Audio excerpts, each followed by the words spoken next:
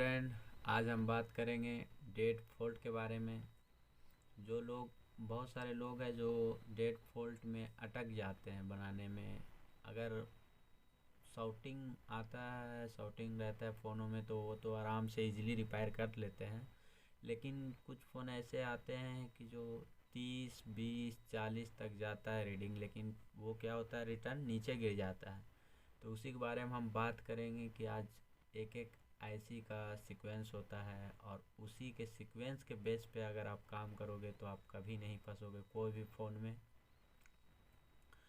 तो उसी सीक्वेंस के बारे में आज बात करेंगे। तो सिर्फ इसमें चार चार ही स्टेप है। हर फ़ोन में, कोई भी फ़ोन हो उसकी चार ही स्टेप है। हर सीक्वेंस का एक एक लाइन पावर गुड निकलता है। उसी को हम आज चेक करेंगे कि कौन सी लाइन किस में जाती है, और जब वो सही होती है ये ऐसी तो अपने आप को ये सिग्नल भेजती है कि हाँ, हमें ये ऐसी ओके है। तो उसी के बारे में हम बात करेंगे कि डेट फ़ोन जो आता है आपके पास, तो उसमें आप क्या चेक करेंगे। सबसे पहले आप उसकी चार्जिंग ऐसी कि बूट सीक्वेंस को जांचें कि इसकी बूट सीक्वेंस ओके है, ये बराबर है या फिर कुछ दिक्कत है इस सीक्वेंस के अंदर। तो फिर पावर ऐसी के बारे में जांचें कि पावर ऐसी की बूट सीक्वेंस ओके है या नहीं। तो उसके बाद सीपीयू के बारे में जांचें कि सीपीयू के बूट सीक्वेंस में काम कर रहा है या नहीं। कई लोग तो होते हैं जो काम करने में ही अटक जाते हैं, कभी उसकी चार्जिंग को आईसी को निकाल देते हैं, कभी उसकी पावर आईसी को निकाल देते हैं, कभी उसकी सीपीयू को रिवॉल्व करते हैं, कभी एमएमसी को निकालते हैं।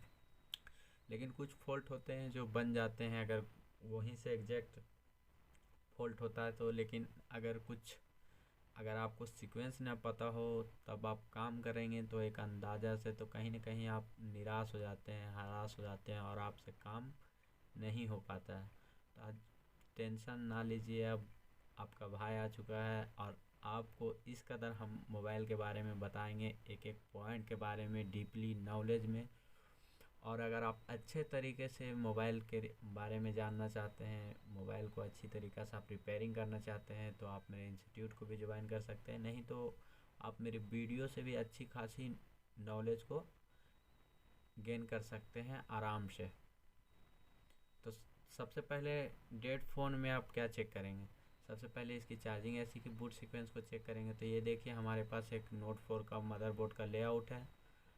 ये फ्रंट का है, ये बैक का है। तो सबसे पहले हम इसकी चार्जिंग ऐसी को चेक करेंगे कि चार्जिंग ऐसी की बूट सीक्वेंस ओके है या नहीं। तो चार्जिंग ऐसी, ये देखिए यहाँ पे लगा हुआ है U900। तो हम यहाँ पे इसकी स्कीमेटिक में सर्च मारते हैं और देखते हैं कि U900 कौन सी है। तो देखिए U900, तो ये देखिए यहाँ पे है U900, ये देखिए।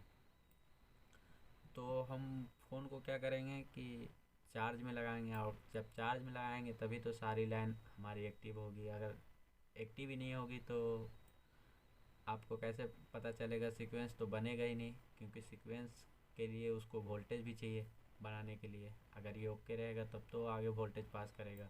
तो सबसे पहले आप उसकी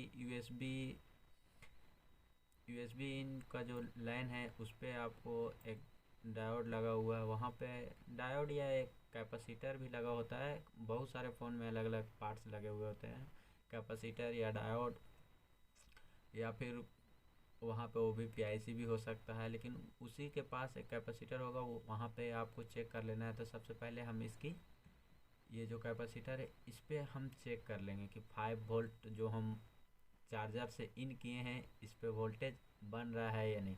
अगर यहीं पे वोल्टेज नहीं बनेगा तो आगे सीक्वेंस कहाँ से बनेगा। तो अगर ये वोल्टेज यहाँ पे ओके है तो फिर हमको आगे कौन सी वोल्टेज को चेक करना है। तो ये देखिए, ये जो MIID फ्लश आउट, अगर ये IC ओके होगी तो ओके होने के साथ ये अपना क्या निकालेगी, पावर गुड। तो ये देखिए, ये जो है पी पी गुड लिखा हुआ। पी का मतलब होता है पावर, गुड का मतलब होता है अच्छा। मतलब अगर ये IC अच्छा होगी तो पावर गुड निकालेगी, और ये इसका एक अलग नाम दे दिया गया है सिस्टम ओके। अगर इसकी सिस्टम ओके होगी या अगर ये IC ओके होगा तो ये सिस्टम ओके के नाम से एक वोल्टेज निकालेगी, और ये आगे प्रोवाइड करवाएगी कौन सी ऐसी को हम इसमें देख लेते हैं। ये देखिए सिस्टम ओके PMI 8952। तो इस पर हम क्लिक करते हैं और क्लिक करने के बाद हम इसको सर्च करते हैं कि इसकी कौन सी ऐसी में जा रही है। तो ये देखिए ये हमारे यहाँ पे है PM 89 PM 89 है ऐसी, और ये एक पावर ऐसी में आ रही है। और यहाँ पर देखिए एक TP पॉइंट भी दिया हुआ है। ये देखिए हर कोई भी ऐसी हो उसका बूट सीक्वेंस के लिए एक TP पॉइंट दिया हुआ रहता है। तो इसकी हम TP पॉइंट पे आप चेक कर सकते हैं 1.8 वोल्टेज। अगर ये चार्जिंग ऐसी आउटपुट कर रहा है तो आपको ये मान लेना है कि चार्जिंग ऐसी ओके है। अगर ये आउट ही नहीं कर रहा तो आपको चार्जिंग ऐसी पे काम करना है। अगर ये आउट कर दिया तो हमको अगला ऐसी को देखना है कि कौन सी ऐसी पे काम नहीं हो रहा है। तो ये देखिए अगर इसका सिस्टम ओके 1.8 वोल्टेज ओके है तो फिर इसकी जो पावर ऐसी से जो वोल्टेज निकलेगी PM 8953 से, वो पावर ऑन रीसेट के नाम से निकलेगी। और निकलने के बाद पावर ऑन रीसेट ये कौन सी ऐसी को जाती है हम ये गौर कर लेते हैं। तो ये देखिए ये हमने सर्च किया यहाँ पे पावर रीसेट एन। तो ये देखिए कौन सी ऐसी को आ रही है, पावर ऑन रीसेट जा रही है ये CPU को U100N MSM 8953। ये देखिए ये जा रही है कहाँ, CPU को पावर ऑन रीसेट।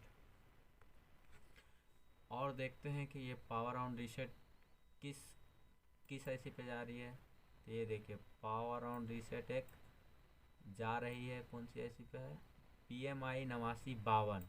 ये देखिए ये पावर ऑन जो रीसेट है पावर ऐसी जो निकालता है वो एक वही लाइन सेम लाइन है, वो जाती है पावर IC को भी CPU को भी जाती है। और वही लाइन पावर IC से निकल के जो ये मतलब इसकी चार्जिंग ऐसी को दिया जाता है उसी को हम PS होल्ड बोलते हैं। PS होल्ड का मतलब होता है जो हमारी चार्जिंग ऐसी की जो वोल्टेज की रिक्वायरमेंट है जो दिए गए हैं उसमें पावर ऐसी को, तो अगर वो पावर ऐसी भी उनको एक सिग्नल भेजेगी और वो सिस्टम में जो वोल्टेज करंट जो फ्लक्चुएट होता है उसको रोकने के लिए वो एक सिग्नल भेजती है, उसका नाम होता है PS होल्ड। तो ये देखिए ये जो पावर ऑन रीसेट है PMI 8952, इसमें आने के बाद पावर ऑन रीसेट इसका PS होल्ड बन जाता है। और देखते हैं तीसरी लाइन जो है हमारी कहाँ जा रही है। तो तीसरी लाइन हमारी ये पावर ऐसी के पास ही आ रही है PM 8953 के पास। और ये वोल्टेज मिलने के बाद पावर ऑन रीसेट ये वोल्टेज जैसे ही ये CPU को मिलेगा और CPU को मिलने के बाद CPU एक वोल्टेज आउट करेगी किसके लिए, पावर ऐसी के लिए। तो पावर ऐसी के लिए जब ये वोल्टेज आउट करेगी तो उसका नाम होगा MSM PS होल्ड। ये देखिए MSM PS होल्ड। और जब ये PS होल्ड आउट होगा तो ये देखिए ये कहाँ जा रही है ये लाइन, पावर ऐसी में। ये देखिए PS होल्ड कौन सी ऐसी में जा रही है, MSM PS होल्ड PM 8953। ये देखिए कौन सी ऐसी है, पावर ऐसी PM 8953।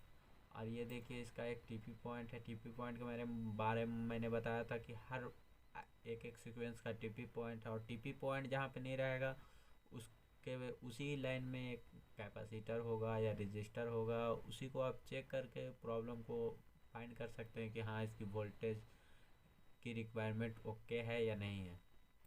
तो ये देखिए MSM PS होल्ड निकालने के बाद CPU एक अलग वोल्टेज निकालती है। ये जो है CPU क्या करता है, एक अलग वोल्टेज निकालता है किसके लिए, MMC के लिए। ये देखिए MSM रीसेट आउट।